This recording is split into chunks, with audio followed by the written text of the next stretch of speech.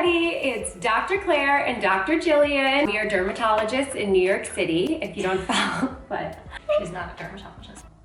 So we're going to talk all about retinols and retinoids. We have an over-the-counter retinol. We have A313, which is a combination of 3 retinol esters. We have a retinal, otherwise known as Retinaldehyde. We have a compounded tretinoin, which is tretinoin with niacinamide. We also have regular tretinoin, and then we have something called a cleave. Retinol is going to be something that can be used for fine lines, prevention of aging, texture, fading dark spots is, some of the claims, although I don't think it works very well for that. Just a random one I picked up from CVS. It says it's retinol correction, but how do we know what's in this over-the-counter one? How do we know if this actually works? The product doesn't disclose the percentage of what's in it, and it's not FDA regulated, so again, you really don't know what's in it. I would assume that ROC is, because it's a reputable brand. It's like a oil. There's only 30 of them, so it's only a month's worth. If you're walking into a drugstore and you want to buy your first retinol, Dr. Claire, what should somebody look for? It's hard for me to recommend retinol just going into the drugstore because there's 1,000 of them and they don't have FDA regulation. I have no idea. I can't account for what's actually in them. So would you recommend just skipping the retinol and going right to a retinoid? You should ask your dermatologist. If you really want a retinol, let them do the research. Let them look at clinical data. If there's no clinical data, it doesn't matter that it's cheap and it says retinol on it. I wouldn't do it. That doesn't feel right to me. If it's something that's not that expensive, but your dermatologist says, hey, this has some clinical data and a percentage that they disclose and showed that it actually did something and delivered to where you want to deliver it to within the skin, then cool, do a retinol. But if you can tolerate a retinoid, I would always try that. I would always prefer that. And what we also don't have here is Differin, over-the-counter Differin. We don't have Differin, but we love it. In the chain of events, it goes from a retinol to a retinal, converted then to a retinoid or tretinoin. So you're at the weakest ingredient using a retinol. So if you can use a retinaldehyde, it's kind of newer and it's becoming hot. Medic8 is a very reputable brand. There's a lot of science behind this. They take their stuff really seriously, and what's really cool about it is that it has different percentages that you can work your way up. I believe that they do have some clinical data as well. As far as somebody who would be using a retinal, is that somebody who maybe can't tolerate a retinoid? Right, so a retinoid is still gonna be the preference. You don't get dry from it like a retinoid, which is hard to tolerate, but I also don't think it's at all the same as a retinoid. So that's retinol, retinal, and then the stuff that will really, really make a difference in your skin, which is retinoid. Which you really, unless you have super oily skin, you should start your retinoid twice a week. Patients are always asking, okay, well, I'm using it every single night. I'm not flaky at all. That's awesome. We're only suggesting to try it twice a week because a lot of people will use this twice a week and their skin will start flaking and look crazy, and then they get frustrated and they throw it out. Because remember, this is not a day-to-day, your skin's gonna look better thing unless you suffer from acne and you have oily skin. Right. If you have big pores, this can help. If you have combination to dry skin, this is gonna be tricky to tolerate. So you're better off just using it as you can tolerate it. I get a lot of comments all the time. I've been using tretinoin every night for 6 weeks and my skin looks the same. This is not meant for, you'll see a huge life-altering change in your skin in 2 months. This is something you're gonna use every single day.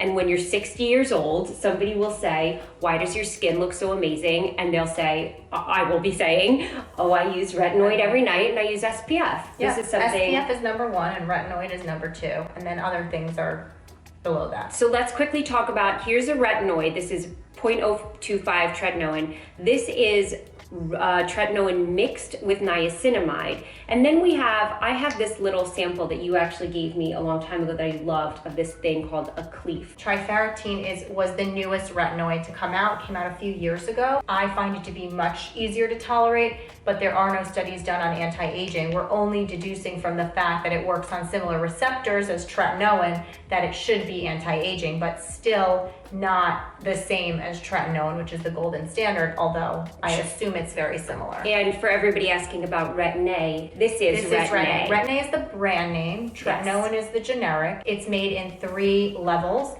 0.025%, 0.05%, and 0.1%. If you see in the States a retinoid, a tretinoin that's different percentages, it could be there's something called Renova that I believe is 0.02%, and then there's Retin-A Micro that has 0.06, 0.08, but tretinoin, this generic, is only 0.025, 0.05, 0.1. And then these brands, which are great, will compound them with other ingredients or dilute them with moisturizer like hyaluronic acid. So compounded products can be really good, and there is some control for what you're getting.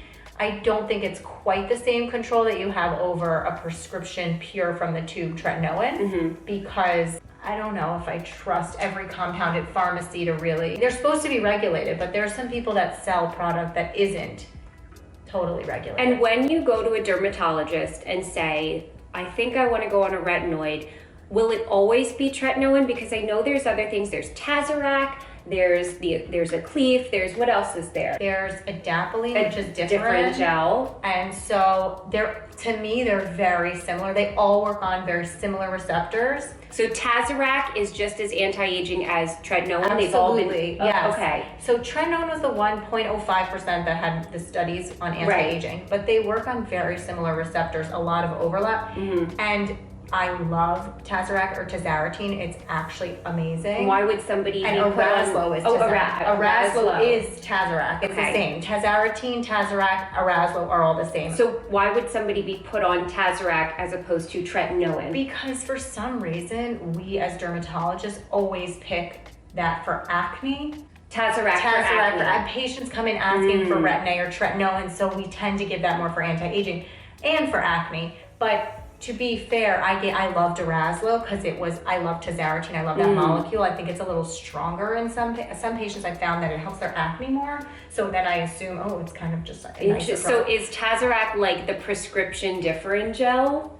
But they're different molecules. Well, tretinoin, Tazaratine, and adapalene, as well as this new Acleef, which is triferritine. Those are the 4 retinoids. There's nothing else but those generic retinoids. Okay. Then you have brand names of those things. Got it. So Tazaratine is also known as Tazorac or Araslo. You have Eltreno is just tretinoin. Okay. There's 4 that you can get: triferritine, tretinoin, adapalene, and Tazaratine. And then there's brand names of each of those. Got it. And all of them work on retinoic acid receptors that are very similar. So really, you can rest assured if you're using one of those and tolerating them, there's not necessarily a reason to change. Different over the counter was a super expensive prescription medication. Was it? Now cheap. Yes. Different's only $12, and you guys, I gotta say, I love different gel. Like I used it think throughout it's college. excellent. Let's also go over the difference between a spot treatment and Yes. a field treatment. This is really a good point. What are spot treatments? So you can have a hydrocolloid patch, which is just like a cover-up to absorb the inflammation of the gooey zit.